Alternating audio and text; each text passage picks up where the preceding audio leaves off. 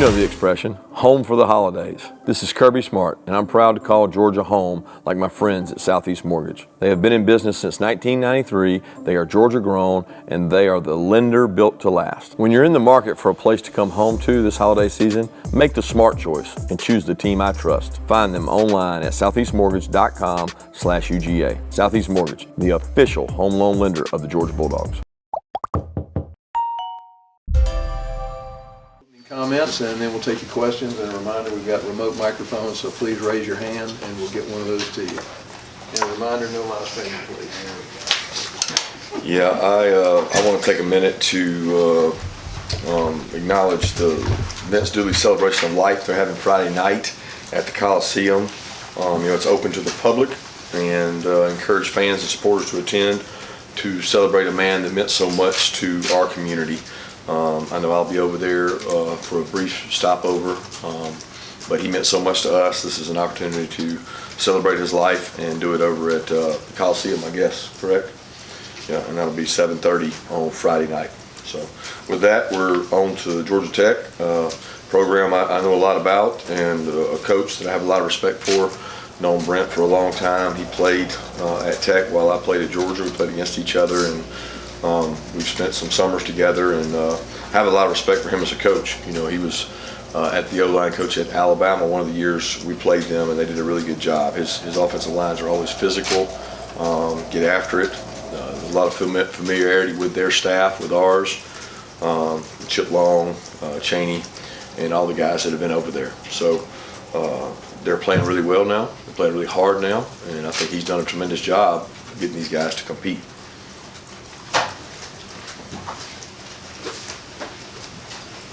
Kirby mentioned Georgia Tech coming off a win against North Carolina. What stood out to you from their performance in that game, particularly on the defensive side of the ball?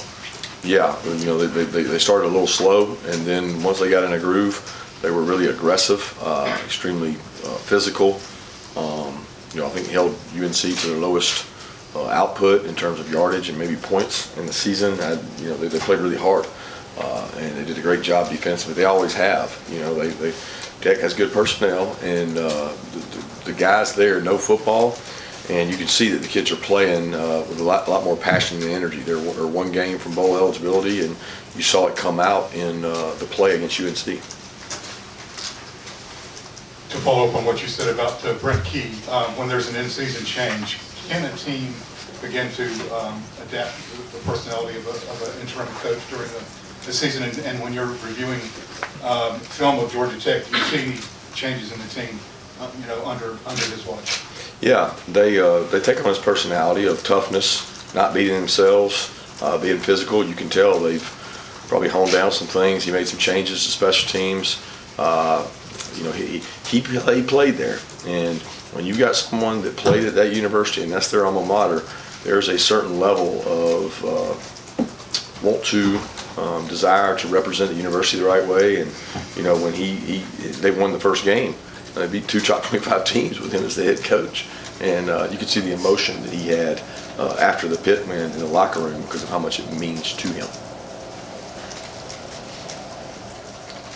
Kirby, you were talking about buying a second ago at the Tech. Can you talk about Jalen Carter and the snap count? I mean, I think he went from 48 to 40 to 46. I don't know what the typical defensive tackle snap count is, but to have a guy with, I guess, generational wealth on the line that bought in at this stage of the season, can you just talk about what that means to the defense and Jalen's commitment there? I don't know. The assumption you make is that generational wealth is on the line. I mean, I look at it as he's earning generational wealth. It's not given, right? He hasn't had an opportunity to play all year and show his skill set and really show his stamina. In all his years playing here, he never got to play that many snaps. So he's creating value for himself with the way he's playing. And, if you look at the top end of the draft, it's one of those things where it's a huge difference between pick 3 and pick 10 and pick 14. It's a lot more different than it is down there towards the end. So it's not about that for him. It's about being with his teammates, wanting to do something special. He was really close and in a brotherhood with those guys last year, and they're gone now, and he's trying to do something that they didn't do, and he's giving us all he's got.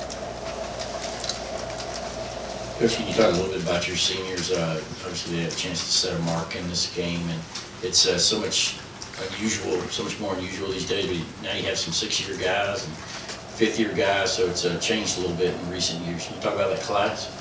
Yeah, it's really not a class. It's like a jigsaw puzzle, like you mentioned. I mean, you got 7, 8 guys that will be, I think we got 7 or 8 that'll be repeat walkers, meaning they walked last year and they're walking this year. And then we'll probably have the same, because the timetable for decisions and things like that it's off in college football. So when you look at it, you got a kid that's going to go out there and walk for his last home game, but he hasn't decided if that's his last home game. But that is what we deal with, and these guys, just like the group last year, have been really special. I mean, we could have anywhere from 20 to 25 guys walking out there, and to look and see what they've done, to be the winningest class and go through a COVID year where every game was an SEC game. I just, I find that respectful and amazing, because you don't get the games outside the conference in that season, and they were still able to do it. And a lot of credit goes to the character of that group. There's not a huge star-studded cast. There won't be 15 draft picks out there, but there's some guys that really care about UGA and have sacrificed a lot to this program. Kirby, I wanted to ask you about one of those seniors with Stetson. When did you, do you remember your first conversation with him, and when did you first know about the competitive nature he has? Well, I knew his high school coach. I knew who he played for. I knew the area he was from. I roomed with a guy that was from down there in college here. He was a walk-on, and he always talked about Stetson. We kept in touch. Stetson was getting recruited by other people. Chris Hatcher and several guys recruited him. We got him up on an official visit. I think the first time I really got to talk to him and visit with him was around the OV, and he's got a lot of siblings, a great family, and I remember the siblings being around during our camp days and working out, and his OV in the stadium. You could tell there was something different about him in terms of a chip on his shoulder, and that's helped drive him to where he is now.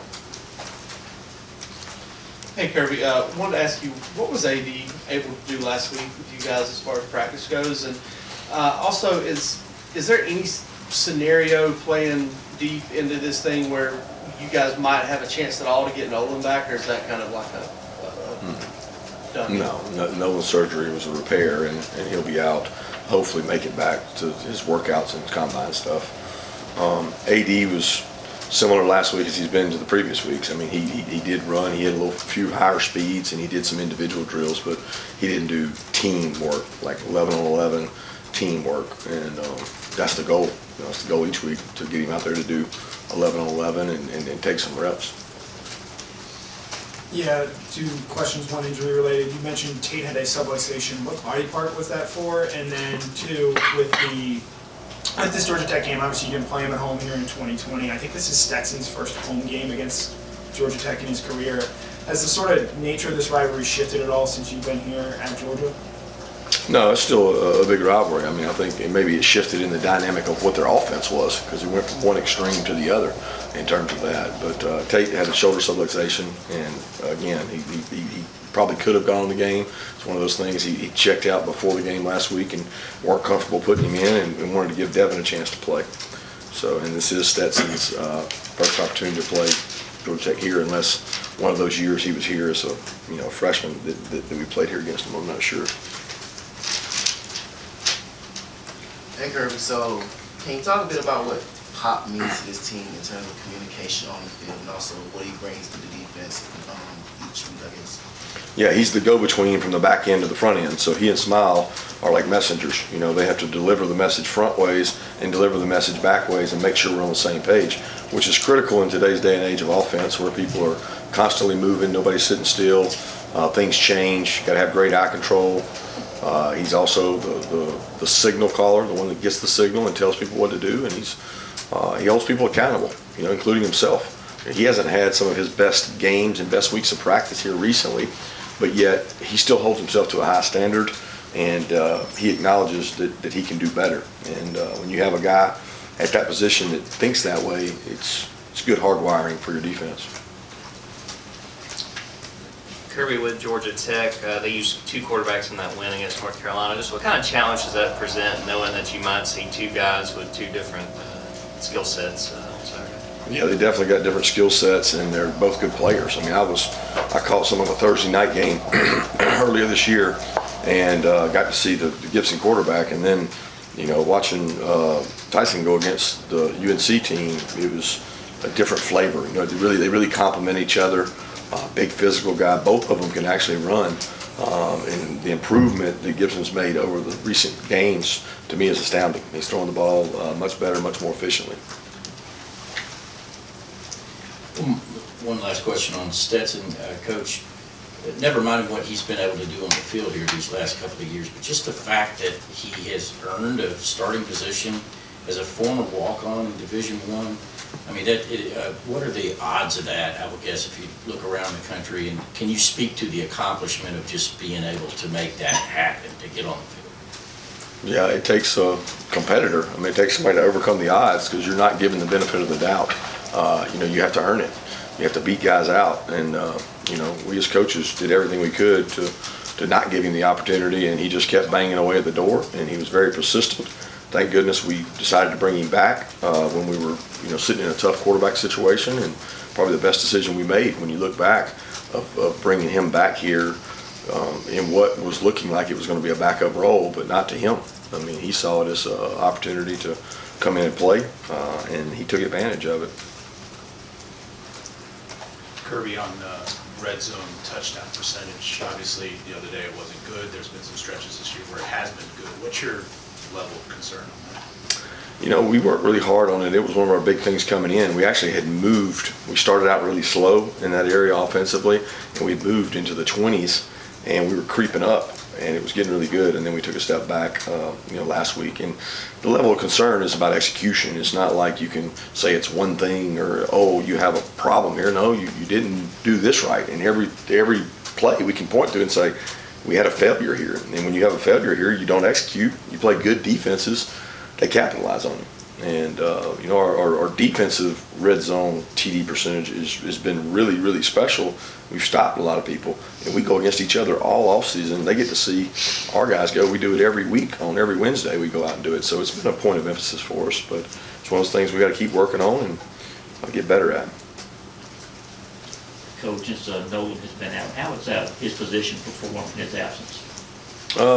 Okay, up and down. I mean, we've had some good performances, some poor performances, some good plays, some bad plays, some guys playing more snaps than they've ever played, so fatigue sets in, and you got to have more stamina, because as you play more snaps, you find guys make more mistakes. And the mentality of cardio and exercise fatigue makes cowards of us all. So when you make mistakes because you're fatigued, you got to get in better shape, and the snaps have gone up really on that whole group. Kirby, you mentioned Georgia Tech is on the edge of being bowl eligible. Is that something that's going to be talked about with the team, just understanding that Tech comes into this game with a lot to play for? Yeah, we'll mention it, but I mean, it's not about them. It's about what we do. Back on the red zone scoring, what kind of luxury is it? What kind of comfort does it bring you to have a consistent kicker like that? Yeah, it's awesome, but I'd rather have 7 than 3. So I mean, the flip side of that is you have to go for 7 if you don't have that, and it is a luxury to have him, and he's been Mr. Consistency since he's been here, and he's mentally wired the right way and does a tremendous job for our program. But the more we use him, the more we realize that those are points left on the board. Kirby, you mentioned Saturday that there were a few times where you needed to get 1 yard and you should be able to get 1 yard, 3rd, 1, 4th, and 1. How do you fix it? You rep it. I mean, you be creative. You have to sit and think, are we in the best personnel grouping to do it? Are we giving it to the right side? Are we attacking the weakness of their defense? There's all kinds of things that go into it, and pre-planning of where are their best players, where are our best players? Are we in our best personnel grouping? Do you have to get big to get 1 yard, or can you stay little and spread them out? There's a lot that goes into it, but philosophically we've been using what we think is the best grouping, and you look at that each and every week, how it matches up against the opponent. Kirby, in addition to all the football championship on the field that you're focused on, there's this transfer window coming up, there's an early signing day that's closing in. I want to ask you about NIL and roster management. Stetson's NIL deals, I think he's over $1 million now. How important is that in recruiting that the Georgia quarterback can make that kind of money? And also, how important is that NIL pool when it comes to maybe keeping some of these players that might have options elsewhere after December 3rd? Yeah, we'll know a lot more, in the next coming weeks about all of it, because nobody's really been through this window. It's very similar to last year, but the portal window opening and closing and not letting coaches go out on the road during the SEC championship week so they can get their rosters right. It's all kind of new and different. So for us, we're going to be preparing, we have a game. So we don't get to go and have those conversations and do those things. So each and every player has to have ability to put the team first, while at the same time realizing that, hey, their individualism now in college football is bigger than ever in terms of decisions you make. I'm just always real open and honest about it, that not many guys that don't start here end up, if you're not good enough to play here, you're probably not going to play in the NFL. So what do you want to be part of? Do you want to be part of something winning, something special? And that's what we sell. And it's not for everybody, but it's what we sell. Kirby, with Devin stepping in for Tate in that Kentucky game, just what did you make of his performance starting in that role? He did a good job. He took a lot of reps during the week over there on the right side, and he shows a lot of toughness, a lot of size, things he can do better, things he could have done better in the game that he'll continue to work on. Kirby, I can't recall if you brought it up today, but I think you said before that Georgia Tech you lost them your last home game as a player here. You talked to some of the guys, and I'm sure you're friends with some of the guys you still play with, and you kind of take that coach hat off. I mean, what does this rivalry kind of mean to you and kind of stick with you over the years that I guess the first Georgia Tech game as a coach, you guys lost that one as well. I mean, is it clean old-fashioned hate to you in some ways? Yeah, certainly it is. I mean, it's what this program's biggest rivalry was many, many years ago when they were in the SEC. Our kids don't know that history. They don't know the history of this rivalry and what goes into it. It was a really big rivalry, during Paul's years here because of the triple option and playing something different and the physicality of the game, and I think educating our players on that so they understand it, because it means a lot to our players in terms of what they want to achieve, and they got to win this game to achieve those things. So making sure they understand that is really important, and teaching the history of that is important, because it'll mean something to the Georgia Tech players and the Georgia players 20, 30 years from now. Kirby, I know the running game is a matter of 11 guys doing it well. It's not just the running back, but I'm curious with guys like McIntosh and Kendall, are they running the ball better in terms of vision, burst when you guys look at film? It's all relative to who you're playing. I mean, I don't think you can judge a running back based on game by game, because the front's different, the opponent's different, the run schemes are different, the ability to throw the ball is different. I mean, it varies from game to game. I'm very pleased with what our backs have done. Let's take two more questions.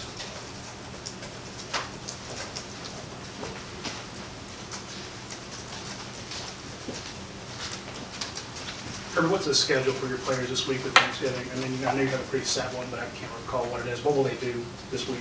We have normal Monday, Tuesday. We have school Monday, Tuesday, so normal practice Monday, Tuesday. Wednesday we'll practice pretty normal. We'll move it up a little bit in anticipation of Thursday being earlier, and Thursday will be a little earlier practice. And then we're back getting ready for the game Friday.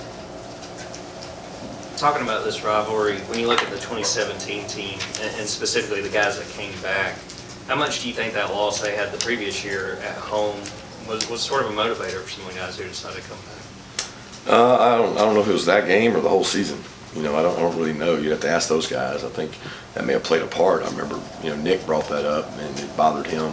His last game going off was that way, and he's the one that sticks out. It really bothered him the most. But I don't really recall those.